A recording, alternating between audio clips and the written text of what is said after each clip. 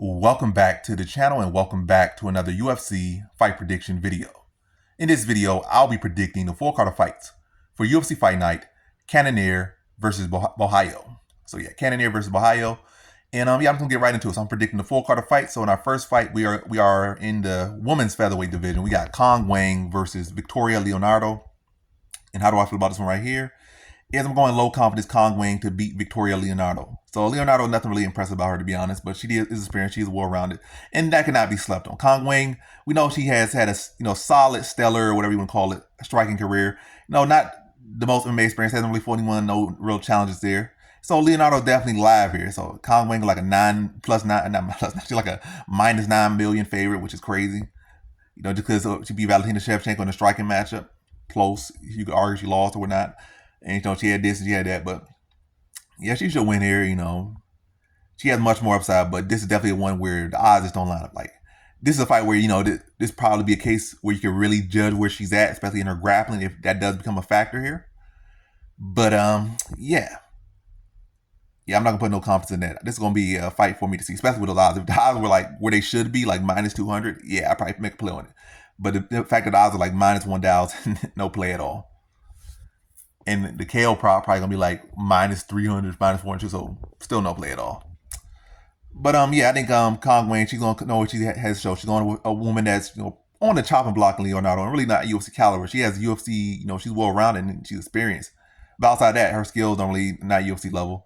And then Wang's gonna come in. She's gonna come in strong, physical, imposing, and impress Leonardo.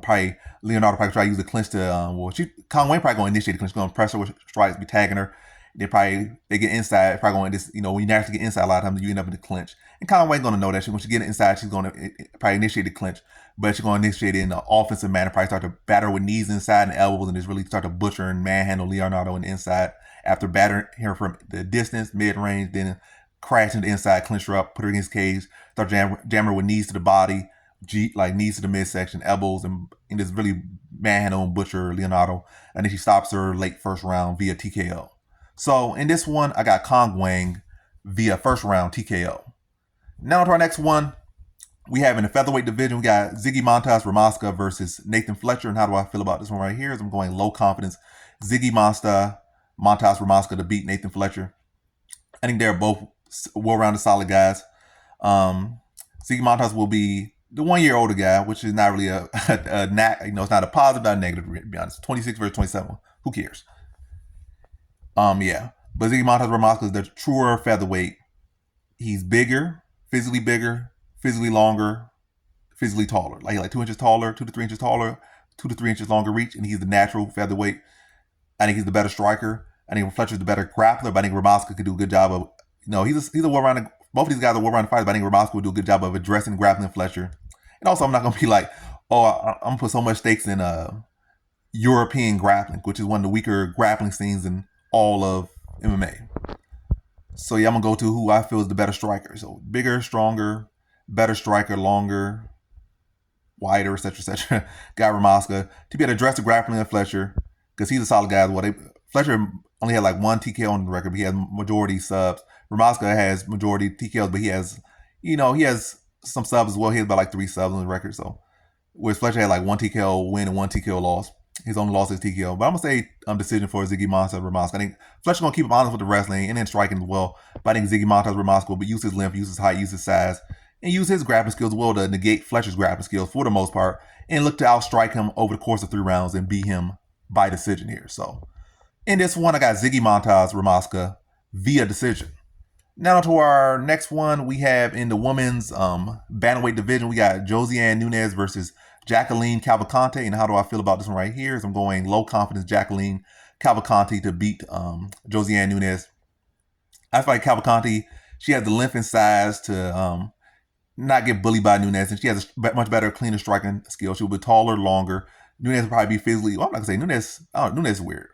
She's strong, but it's not like she really has true size on her.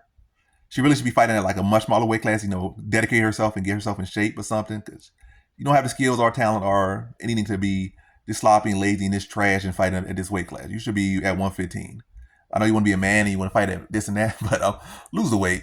get a dietitian or something, or just make better eating habits, because you ain't big, you ain't lean, and that strong to be fighting at this weight class. And Cavalcanti, to be honest, she could go down a little bit too, probably 25. Nunes, she lose all that fat, she'd be at 15, to be honest. That's where she should be. And she could probably have a decent career there. But I guess she have a decent career here because only like 5 fighters in weight class and they're not that good. So I guess. But hey, do whatever makes you worse. But either way, if you want to be a champion, you got, or really want to elevate, go to 115 and make your skills better, work on your skills.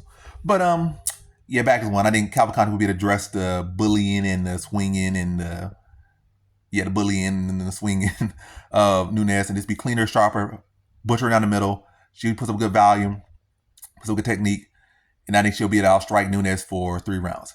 Just gotta avoid getting hit with the big shots. It's not like Nunes throws so much volume. She looks really looking for that big home run hitter all the time. Just avoid that home run hitter and just pick her apart. I think Cavalcanti has skills to avoid those big shots, roll with those big shots, and just put up the value and just put a striking clinic on Nunes for 3 rounds to a decision. Possibly a stoppage as well, but I'm going to say a decision here. Nunes is a dog. She is tough. Yeah, that's about it. So in this one, I got Jacqueline Cavalcanti via decision.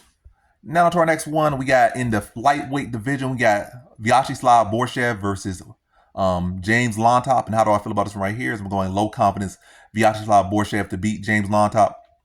And really, my only concern here with Vyacheslav Borschev is his chin. Yeah, my only concern here is Borshev's chin. And his last fight was not the only time his chin looked suspect. Getting dropped by Chase Hooper is pretty bad. But in his fight prior to that, I think was that a draw fight or was it one of those fights? One of his fights prior to that, he was doing good and he got rocked and wobbled, and then it took him the whole fight to to regain himself, and was able to just eke out a draw or make the fight a draw.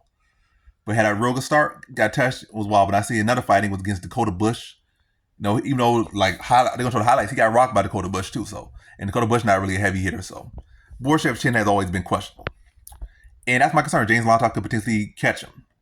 But outside that, I'm not really impressed by James Llontop. Somebody was saying James Llontop has the grappling. Do you not see James Llontop's last fights or any of his fights? The guy's grappling pretty bad. I feel like Borschev can actually out-grapple James Llontop, to be honest. Llontop, I put no respect on his grappling. And Peru, in general, they grappling, he's not going to be he's Peruvian. What does that mean with grappling? You're trying to say he's grappling trash? Yeah, he's Peruvian. They're probably about maybe two good Peruvian wrestlers. And that's, one of them is, I forget the name, but one of them's in PFL now, and the other one is a woman. Yeah, but anyway, I think Borschev, barring his chin touch or his chin is not holding up, I think Vyacheslav Borschev should be able to pick apart James Llontop, and I say he stops him in the second round. So in this one, I got Vyacheslav Borschev via second round TKO. Now to our next fight, let's see where we at. Next fight we have in the middleweight division, we got Jose Medina versus Zach Reese. And how do I feel about this one right here? I'm going Zach Reese. What did that go high or average? I think I want average. Maybe high. What it is. I'll check the quick pick later, but right now it don't really matter too much. Average confidence Zach Reese to beat Jose Medina. Maybe I didn't go high confidence with Zach Reese because it's not like he's a super stellar stud yet. And that probably be the case when you start to put high confidence in someone like that. But this is pretty much should be a gimme match. This should be a highlight match for him. Jose Medina don't belong in the UFC. All he did in his fight was get picked apart and show heart. Did he really do anything offensively good? Not really. No, he did not. Let's just be honest. He did not. Let's not give people flowers just to participation trophies. He did not do good. Only thing good about him was his durability and his heart. Grappling trash, striking trash. He had a good heart. That's about it. Zach Reese will be taller, longer, more technical striker, more technical grappler. He's not even like Medina, some big puncher either. He's a good punching bag. Just hang him up in your gym and beat on him, and now he'll serve his purpose. But the guy hasn't shown any real good skills, to be honest, at all. And I think Zach Reese should be to pick him apart and put away in the second round. Also, his other opponent was more so, what's his opponent? Man. Yeah, I'm not going to get too much into that. I'm just going to focus on this fight. Yeah, I think Zach Reese should be put away. I say Medina will be tough, but Zach Reese will be able to break him down from distance, inside, his battering with knees to his soft body, elbows to his soft temple, and just beating him up and break him down and stop him in the second round. Maybe even some. I think I did say second round. They're going to club and sub him, pick him apart, hurt him. They probably level chains or drop him, ground a pound, set the sub up, and tap him out second round. So in this one, I got Zach Reese via second round submission. Now to our next one, we have in the featherweight division, we got Dennis Buzukja versus Francis Marshall. And how do I feel about this one right here? I'm going low confidence Dennis Buzukja to beat Francis Marshall. And let me just be honest. I'm not gonna like, oh, this guy does this. He has a good inside leg kick, and he has a good switch high kick, and that guy does not defend this, and that guy does not defend that. This pick is really all about momentum. Dennis Buzukja's at a solid gym. He has a lot of guys around him like Aljo and Marab. You know, really two big factors because those guys are right in that weight class. Marab is a 35er. He's about to challenge for the belt. And you got Aljo, who's the former 35er. You know, like probably the number 2 best featherweight, not featherweight, bantamweight all time, and he's in the featherweight division right now. His weight class, which is Buzukja's. And, you know, Aljo's been active. So both the guys have been active. And they've been around him. He's been training with them. So he's been training with the guys. And then after, you know, seemed like he was able to get cut, he was able to have a very good performance in his last fight and get a win, his first win inside UFC. So he's been the one training. He took him off a win. He's focused. He's around guys that are, you know, fighting the best. And if he's holding up well with them, you know, he's going to be extremely motivated. He's going in with the guy Francis Marshall, who's now where he was, now on 2-fight losing streak, looking like he's about to cut. And he's the one, Buzukja's the one with the full camp. He's the one with the win. He's the one with the momentum, whereas Marshall's the one without momentum. And it's not like Marshall, let me just say, Marshall's not impressive out of any area. So I'm like, oh, Marshall's this, Marshall that. Marshall is nothing. Well, in the grand scheme of things, he's nothing. So, yeah, I think Buzukja should be able to get by his Marshall. I think he should be able to hold his own whip on the feet, hold him on whip on the grappling. And I think, you know, given the fact that he has had a full training camp, he'll be able to push. And I think that's where both of these guys would, you know, that would be the clear advantage. Who has the push, who has the drive, who has the momentum. And I think all that is on Buzukja's side. So I feel like in every single situation, striking, Buzukja could push. Grappling, Buzukja could push. And in a fight that's pretty close on paper, Buzukja should have that push, and that should be to push him over and get a decision victory. If not a stoppage victory for Buzukja, but I'll say decision here. So in this one, I got Dennis Buzukja via decision. Now to our next one, we have in our first fight on the main card, we have in the middleweight division, we got Edmund Shahbazyan versus Gerard Meerschaert. And how do I feel about this one right here is I'm going low confidence Edmund Shahbazyan to beat Gerard Meerschaert. Yeah, low confidence Edmund. But the odds on this one are ridiculously stupid. Why is Edmund Shahbazyan like a minus 300 or whatever he is? Either way, this should be like a pick 'em because Edmund Shahbazyan's track record with wrestlers, grapplers, well, wrestlers, sub grapplers in particular is horrendous and embarrassing. And Gerard Meerschaert definitely has the style to do it, and he has the ability to upset, especially as a dog. So this is probably going to be a case where, like, why didn't you pick Gerard Meerschaert? You know he excels as a dog, and you know Shahbazyan has terrible grappling defense. But hey, it is what it is. I'm not putting no money on this one. And if he loses, I ain't going to feel too bad about it at all. I'm like, I knew it. But ultimately, I'm not going to put no money on either side of these guys because, hey, I feel like, yeah. But, yeah, basically, the odds are stupid. Meerschaert is very live here, but I didn't pick Edmund Shahbazyan. Meerschaert's also choke artist too, so even though he has a style for him to win, and I feel when Meerschaert does shine, it's not even when he fights people that he should beat. Most times, where he has these big upsets, is when he fights people that should beat him. Like not like just odd-wise, but like this guy has decent takedown defense. Meerschaert's chinny, and Meerschaert come out there, drop them and sub them or something. It's not when he fight guys. Oh, this guy has no grappling, because in those fights, typically he is the favorite. So, yeah. Can't trust Meerschaert, and you know when you're supposed to trust him as a dog, trust him when he fights that, you know, he's a dog and he probably should lose stylistically. But yeah, I think Meerschaert's a choke artist, and I think he'll be the guy that will give Edmund Shahbazyan a win over a grappler.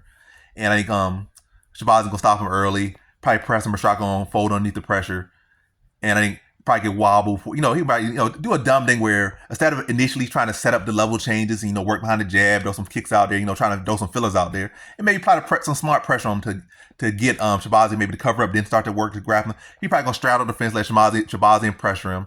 He don't have no good reactionary wrestling. He probably get tagged, get his head bounced off the cage. Then when he gets rocked, he's gonna go for a takedown. Then that's gonna make Shahbazyan's takedown defense look good because you're rocked, you wobble, your knees shaking, and Shahbazyan's gonna be able to get unhooked, defend the takedown, shove you off.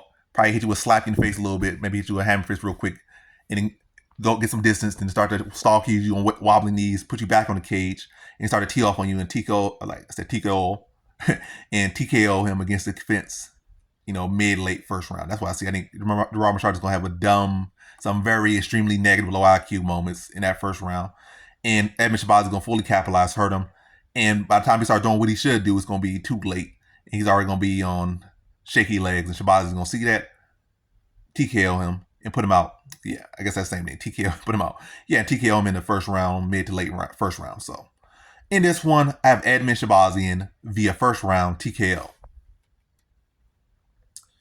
All right. Okay, now on to our next one. We have in the welterweight division, we got Michael Morales versus Neil Magny. And how do I feel about this one right here? Is I'm going high confidence. I said that what I call this man. I hope I said Michael Morales, but anyway, Michael Morales versus Neil Magny, welterweight division. How do I feel about this one right here? Is I'm going high confidence Michael Morales to beat Neil Magny. I just think with Neil Magny at this point in his career, he's been looking flat even in all his forms. He had a good resurgence in his last fight after getting dogged the whole fight because the opponent got tired.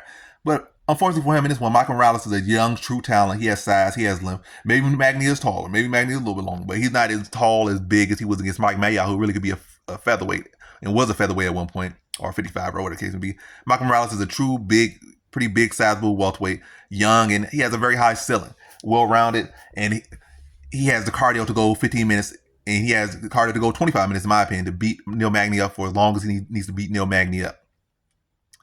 And I'm gonna say what I said. I say decision on third round TKO. I forget what I said, but I guess I'll say what I say. I'll say decision here. I think Michael Morales has all the skills and all the talents on his side to beat Neil Magny. He's not gonna be that guy that's gonna allow Neil Magny to just lay on him the whole fight, and like these other, those mid guys that Magny beat. Those guys he beat were like Phil Rowe and what's his name? No insult to him, but those guys are truly mid fighters. Those aren't actual prospects. Only actual kind of prospect he beat was Mayotte. And unlike Mayotte, Morales has the cardio and the size and the skills to beat Neil Magny up for 15 minutes. He's not going to gas out. He's going to beat Neil Magny up for 15 minutes if needed. And not to say that Neil Magny won't have his little moments here and there, might clinch up here, but would he be able to have sustained success? Like, okay, just clinch him up every round and just hold on his back for 15 minutes? Nah. He's going to be getting beat up for the majority of the minutes. And I think, Michael Morales just picks him apart for 15 minutes and beats him by decision here. So in this one, I got Michael Morales via decision. Now to our next fight we have in the featherweight division for the Ultimate Fighter finale, or one half of the finale. We got Ofli in the featherweight division versus Meerschaert Santos. And how do I feel about this one right here? Is I'm going Meerschaert Santos average confidence to beat Ofli or Ofli. I think Ofli is a solid well-rounded fighter, but I think he definitely is more so in the grappling department. I feel like Meerschaert Santos can address that grappling. Matter of fact, I feel like that's what Meerschaert Santos has been fighting the majority of his season on Tough. Maybe Ofli is the best grappler he's fought, but no issue. I think Meerschaert Santos can be addressed the grappling, defend well and hold himself well if it does go there.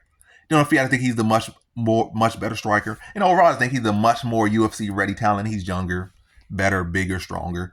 And I think he'll be able to pick apart Ofli, stuff his takedowns, pick him apart. And I think he stops him in the third round. So in this one, I got Meerschaert Santos via third round TKO. Now to our next fight we have in the middleweight division. We got Ryan Loder versus Robert Valentin. And how do I feel about this one right here? This is the other half of the tough finale in the middleweight division. And going low confidence Robert Valentin to beat Ryan Loder. And I'm not going to try to just drag this one out. I'm just going to be to the point. I feel like Ryan Loder, he's a solid wrestler. His striking still seems pretty patchy. Maybe it'll improve here and there, but I'm not going based on what could be. He's also the older fight. He's like 31, 32 versus Valentin, who's like 28, 29. So, yeah. But basically, Valentin's younger. He's more experienced, and it shows in his fighting style. Like see the grappling. Well, obviously Ryan Loder's a better wrestler, but I think that's about it. I think Robert Valentin has better cardio. I think he has better striking. I think he has better striking technique. I think he has better sub grappling than Loder. And I think he'll be able to break Ryan Loder down, stun him late, and I think he stops in the third round. Competitive fight up to that point, maybe one round apiece. I don't think any guy's going to just shut the other guy out, to be honest. But I see Ryan Loder start to fade, and as the fight goes on, Valentin start to stuff his takedowns more and probably rip him to the body and stalk him and touch him with big shots. You're going to see Loder start to fade a little bit, as he has in fights in general. Even when he was fighting guys he was dominating, he started seeing fade. So when he starts being a competitive fight and get pushed and get tagged, I'm going to start to see that same fade, if not earlier and if not worse, to a worse extent. I see Robert Valentin stopping him via TKO in the third round. So in this one, I got Robert Valentin via third round TKO. Now to our next one, we have in the women's strawweight division, we got Angela Hill versus Tabitha Ricci. And how do I feel about this one right here? Is I'm going low confidence Angela Hill to beat Tabitha Ricci. If the judges weren't biased, maybe this would be an average confidence for Angela Hill, but hey, the judges are going to judge how they're going to judge. And Angela Hill does not typically get the better of the judging unless she truly just dominates the fight. If it's a close fight, she outlands opponent by 20 strikes, which is close by the things they will rob Angela Hill. And if you're Angela Hill, you got to outstrike the person by like 40 strikes. Other people they outland by 5 strikes. They're like, that's a lock win. That was a domination. Angela Hill outlands by 20 points. It was close enough. Give it to the other chick. So Angela Hill, you got outlanded by 40 strikes. But I think she should win. I think she should be the true winner. But hey, what the true winner is what the judges say. But I predict about who should win and who will win, or without the judges being on some crack. But Angela Hill should win this one against Tabitha Ricci. Ricci's wrestling and all that. Her striking really and all that. She's short. She's undersized. She really lost the last fight. She really should be on a 2-fight losing streak, but they gifted her a fight. She couldn't get no takedown. She was getting outstruck, but for some reason they just gave it to Tabitha Ricci because, again, the judges on cheats. They're honeypotted by Tabitha Ricci for that reason. But yeah, I think Angela Hill should win here. Her grappling has come along well. Her takedown defense has been holding up pretty well. Even her, like every area as far as her grappling has been improved. Her takedown defense has been improving a lot. Her submission grappling has offensively and defensively improved a lot. And I think it should be at a level enough where she can address the takedowns of Ricci. Maybe score her own takedowns of Ricci. Maybe throw her own submission. Well, I'm not going to say do that too much, but more so address the takedowns of Ricci. Maybe throw them with chokes to get Ricci off her. Then go back to maybe jamming some knees in her body. And it's really a picking apart from outside. Inside leg kicks, outside leg kicks, stepping side kicks, combinations, elbows. If she tried to, panically and desperado, try to go for the clinch to get hit with elbows and cut up by the elbows of Hill. And yeah, I see Hill winning pretty clearly here. Close enough fight, that the judges can rob her. But, Angela Hill clearly showing that she's the more developed, more technical fighter and the better fighter. And I see Angela Hill outlanding her, addressing the grappling, and beating Ricci by decision here. So, in this one, I have Angela Hill via decision. Now to our main event, we have in the middleweight division, we got Cannonier versus Caio Borralho. And how do I feel about this one right here? I'm going low confidence Caio Borralho to beat Cannonier. And by no means am I overlooking Cannonier. Cannonier is very live here. Cannonier is very this. Cannonier is very that. He's never been submitted before, but the guy's like, I'm not going to look at it. I'm going to say what are you, 39 or 38? You are 41 to me. You are 41 here. He probably is 41, but I have no need to look it up. Borralho's like what? Late 20s or early 30s, so he's right in his prime, or not even really at his prime. He has all the momentum. He's training with the best team, with one of the best teams right now in the Fighting Nerds. And in fact, he's like the leader of the Fighting Nerds. And the skills are there, striking are there, grappling is there. And Cannonier is clearly, even though he looked good in the start, it's a underlying decline coming from Cannonier. And this is, you saw, he was never TKO'd at featherweight before. At middleweight before. He got TKO'd in the last fight. He's never been submitted in his career, but I think he gets submitted here. I think Caio Borralho overall is the more technical fighter. Cannonier has experience. He has power to shut him out. I have concerns about Borralho's cardio. Borralho had like supreme cardio. This will be a high confident pick for me. But the fact that he has cardio, that's my biggest concern. Cardio, and then maybe him to shooting poor shots, maybe get his core up. That's my concern. Or he can't get a take no more. He's tired, hands low, and Cannonier start to press him and catch him like a big looping hook. Jumping hook is Borralho tries to circle and gets knocked out. That's my concern. Like Borralho's cardio, but skill for skill, I think Caio Borralho has him covered. I'm not saying he's the better striker, but overall I think he could cover him in striking. Better fight IQ, much better grappling, and I think Caio Borralho gonna do a good job of mixing up on the feet. Probably hurt Cannonier on the feet a couple times. Had to avoid the big shots. I think he wanted to grind this one out, but I think he gets like I'm going to say third round submission over Cannonier. I think he's going to have to be grind out. He's going to have to battle through the storm a little bit. Not to say he's going to have to stalk him and trade shots from him so much, but, he's going to have to, he's going to have to be, really locked in. And Cannonier's going to be like you're dealing with you're chiseling a rock. So, it's going to have to take some time to break him down, set him up for these takedowns. But I think he'll be able to get takedown in each of those 3 rounds. And if the fight goes on, I think he's going to get more success with them. And also, as he gets more successful with his striking and gets more respect from Cannonier, it's going to be able to, give Cannonier different things to look about. He's going to deal with the wrestling, going to deal with the threat of striking. And Cannonier's Borralho's not going to do it. He's more so just dealing with a fighter, who has a war-rounded skill set. But primarily, respectively, the striking, the big punch, like that one-punch knockout power. Avoiding that, maybe avoiding the kicks. And maybe even set up, drawing out the kicks of Cannonier to set up a takedown, grab the leg, and blast through and put him on his back. And really start to wear him down, pepper him up, and make him carry Borralho's weight, or make Cannonier carry his weight, Borralho. And his Borralho just starts to wear him down, of course, fight with his striking, his takedowns. And probably by the second round, towards the end, he probably gets good control time, start to drop ground and pound, and really make Cannonier carry his weight. And then third round, gets him down much earlier in the round, wears him down the whole, pretty much the big chunk of that round before he's able to set up this ending sequence. Probably pepper him up, gets him out, drop some elbows, make Cannonier turn to his back, turn to his stomach, flattens him out, and then taps him out with like a rear naked choke in the third round by Caio Borralho. So in this one, I got Caio Borralho via third round submission. And that concludes my fight predictions for the full card of fights for UFC Fight Night, Cannonier versus Borralho. And as always, thanks for watching. Peace.